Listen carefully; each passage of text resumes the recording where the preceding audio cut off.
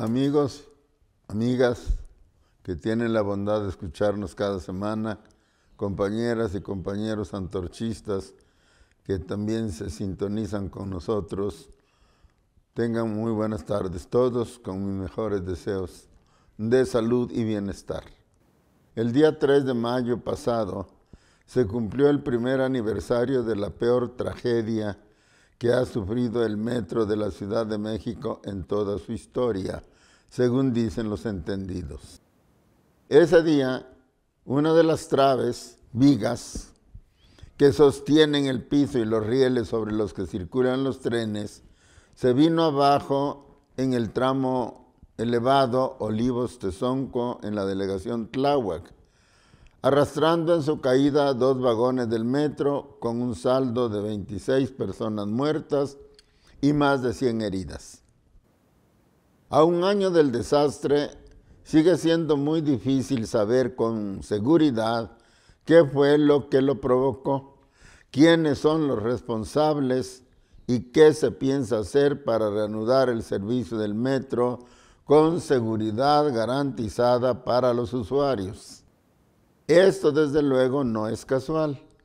Desde el momento mismo de la tragedia hasta la fecha, la jefa de gobierno de la Ciudad de México, Claudia Sheinbaum, la entonces directora del metro, Florencia Serranía, y el presidente mexicano, Andrés Manuel López Obrador, han actuado con indiferencia y opacidad.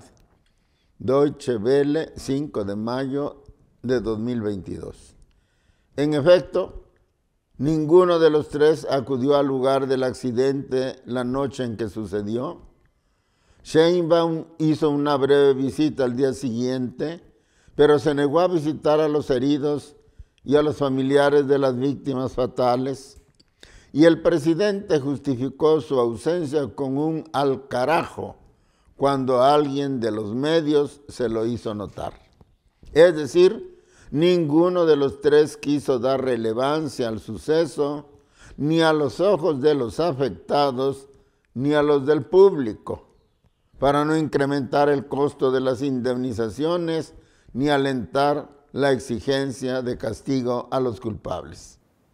Pero hay algo que ha llamado la atención de los medios y del público en general en este primer aniversario.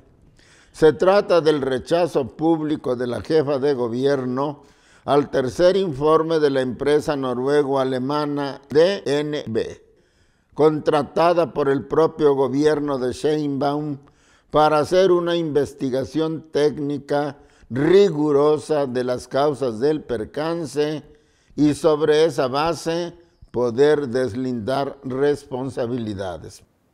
El contrato fue firmado el 12 de mayo de 2021, es decir, apenas 9 días después de la tragedia, y en él quedó claramente asentado que los resultados comprenderían 3 informes sucesivos, el más importante de los cuales sería el tercero, por ser resumen y complemento de la investigación completa.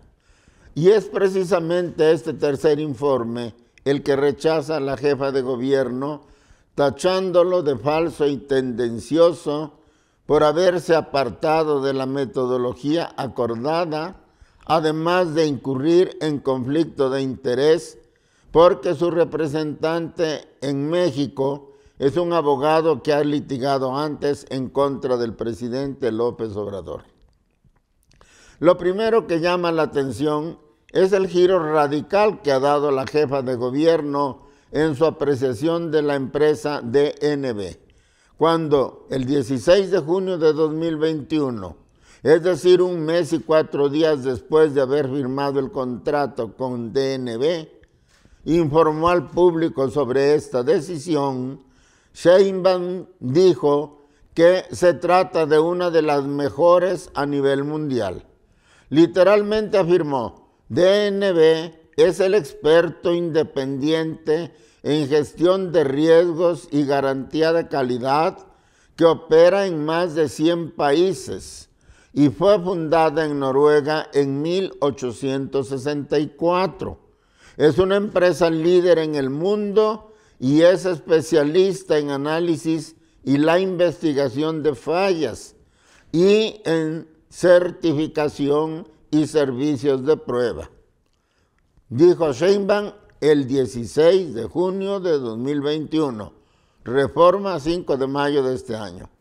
Hoy, en cambio, rechaza su tercer informe, acusándola de haber falseado la investigación instigada por enemigos de su gobierno y de contar entre sus cuadros a un enemigo de Andrés Manuel López Obrador. ¿Cómo se explica esto? El gobierno de Sheinbaum conoció un primer borrador de este tercer informe desde el 18 de octubre del año pasado. Pero a diferencia de lo ocurrido con los dos anteriores, que fueron publicados de inmediato y con elogiosos comentarios de la jefa de gobierno, este tercero no se dio a conocer al público. A partir de esa fecha, al decir de los enterados, se efectuaron varias reuniones entre los ejecutivos de DNB en México y el secretario de Movilidad, Andrés Layú, acompañado de la secretaria de Gestión de Riesgos y Protección Civil, Miriam Urzúa, quienes al final rechazaron el informe porque estaba en inglés, literalmente. Urgida por el vencimiento del plazo convenido, DNB entregó el informe a la Oficialía de Partes del gobierno, donde también se lo rechazaron. Pidieron que se les enviara por correo electrónico.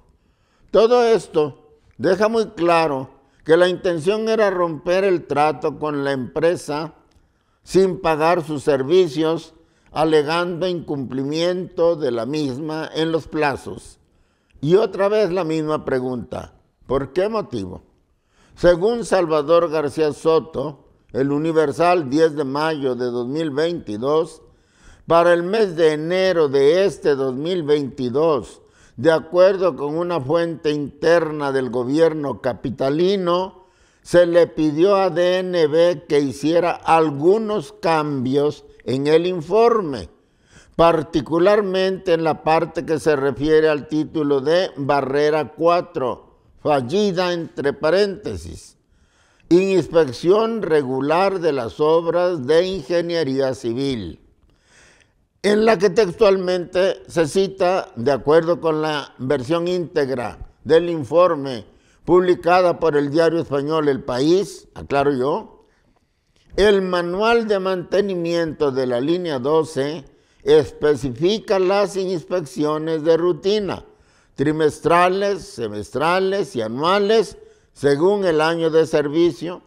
e inspecciones posteriores al sismo para los componentes estructurales. Se realizan inspecciones para identificar problemas o áreas de preocupación para que la intervención y la remediación se realizaran antes de que suceda la falla.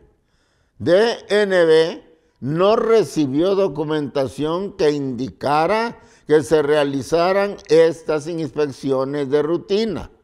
Sin embargo, DNB recibió los reportes de la inspección posteriores al sismo, así como la inspección de ISA en 2019. Hasta allí la cita. Luego, el informe añade que la inspección realizada después del sismo del 19 de septiembre de 2017, con imágenes Google Street View y una inspección con drones del tramo afectado del puente elevado, realizada en 2019, muestran evidencia de deformación y pandeo de los atiesadores longitudinales en las vigas, deflexión vertical negativa y deflexión del travesaño central. Dice luego que la inspección de estos componentes debía realizarse al menos cada año, según el manual de mantenimiento de la línea 12. Sin embargo, no hubo evidencia de documentación, datos o de otro tipo de que se hayan realizado. Y enseguida viene la parte que más molestó a la jefa de gobierno. La falla en la realización de inspecciones al tramo elevado y cumplir con los requerimientos de inspección del manual de mantenimiento es la causa raíz de la falla. En otros términos, la directora del metro, que al mismo tiempo era la jefa de mantenimiento, como ella misma declaró en su momento, así como su jefa inmediata superior, Claudia Sheinbaum, son las responsables de una de las 4 causas raíz determinantes de la catástrofe final, una tragedia que pudo haberse evitado con el simple cumplimiento del manual de mantenimiento respectivo.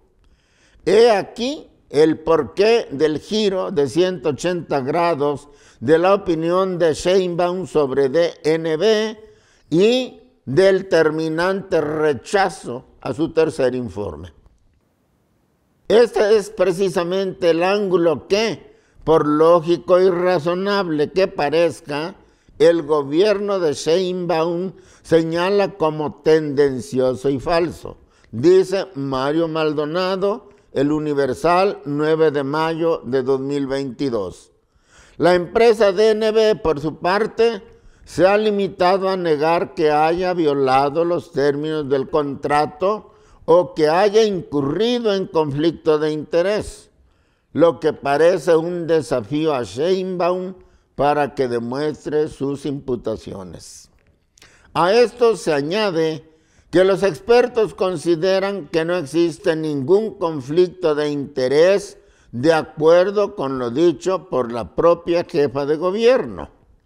Según la Contraloría de la Ciudad de México, un conflicto de interés se presenta cuando un interés laboral, personal, profesional, familiar o de negocios de la persona servidora pública pueda afectar el desempeño imparcial, objetivo de sus funciones. Un conflicto de interés surge cuando estos afectan las decisiones que toma una persona en el desempeño de su labor o su neutralidad. Mexicanos contra la corrupción y la impunidad, 6 de mayo de 2022. De acuerdo con esto, Sheinbaum tiene que probar el vínculo entre los antecedentes laborales del abogado señalado y sus decisiones actuales. B, cómo las decisiones del abogado pudieron afectar las conclusiones del tercer reporte de DNB. El asunto es que el abogado Salomón Galindo, el acusado de incurrir en conflicto de interés, aclaro yo, es representante legal de DNB desde 2019, es decir, 2 años antes de que la empresa firmara el contrato con el gobierno de la Ciudad de México el 12 de mayo de 2021. De tal forma que si Sheinbaum logra desacreditar con sus argumentos el informe final sobre el colapso de la línea 12, deberá desconocer también las 2 entregas pasadas, las cuales fueron favorables para su causa. Por eso las elogió tanto, añado yo. Esto lo dice Mario Maldonado, en la nota ya citada. Pero hay más. Según un comunicado de la Secretaría de Gestión Integral de Riesgos y Protección Civil, que se reunió varias veces con los directivos de DNB, como dije antes, publicado el 4 de mayo de este año, el tercer informe de DNB fue desechado por razones técnicas, pero no hace una sola mención sobre conflicto de interés de que habla la jefa de gobierno. Puede sospecharse entonces que tal imputación no se desprende del reporte y que fue introducida desde fuera con la intención de reforzar la demanda civil de Sheinbaum contra DNB. Todas estas maniobras, muy complejas y nada fáciles de instrumentar, sugieren que con ellas se busca esconder algo o alguien muy importante, y no solo de proteger la imagen de Claudia Sheinbaum, que aspira a la presidencia de la República. Hay que descartar aquí las indemnizaciones a las víctimas o el propósito de librar de toda responsabilidad a las poderosas empresas constructoras que realizaron la obra, tales como caso de Carlos Slim, ICA, Alstom y alguna otra. De las víctimas se sabe que un 95% ha llegado a un acuerdo con el gobierno de la Ciudad de México. El resto, representado por un despacho norteamericano, logró una negociación importante con la empresa de Carlos Slim, la cual aceptó pagar una indemnización 250% superior a la inicialmente ofrecida. ICA y Alstom están amenazadas de un procedimiento semejante, según declaraciones de los abogados del caso. Pero la verdad es que son muy pocos los inconformes que buscan demandarlas. La mayoría prefiere un arreglo aceptable en vez de una prolongada y costosa lucha. Respecto a la responsabilidad empresarial, es del dominio público el compromiso de Carlos Slim con AMLO para hacerse cargo del costo total de su reconstrucción, garantizando un 40% más de seguridad para los usuarios.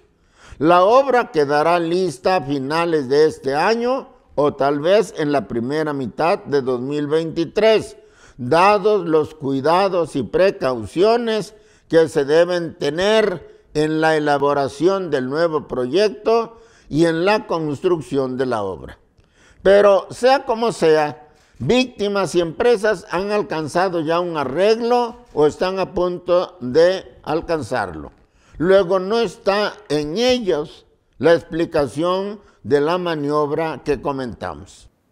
Los opinadores mejor informados coinciden en que el problema de fondo es que la conclusión central del tercer informe de DNB resulta altamente tóxica para el propio presidente López Obrador, porque esa criminal falta de mantenimiento de la línea 12 y de todo el sistema de transporte colectivo Metro, añado yo, no puede ser atribuida solo a irresponsabilidad o ignorancia de Florencia Serranía, por cierto, comadre de López Obrador, ni su jefa inmediata Claudia Sheinbaum. Es del dominio público que todas las decisiones que han dañado gravemente el buen funcionamiento del país y el bienestar de las clases populares, como la desaparición del Seguro Popular, del Fondo Nacional para la Atención de Desastres Naturales, de las estancias infantiles, de las escuelas de tiempo completo, de la falta de medicinas para niños con cáncer, etcétera, etcétera, son responsabilidad directa del combate a la corrupción y de la austeridad republicana impuestas a rajatabla por Andrés Manuel López Obrador.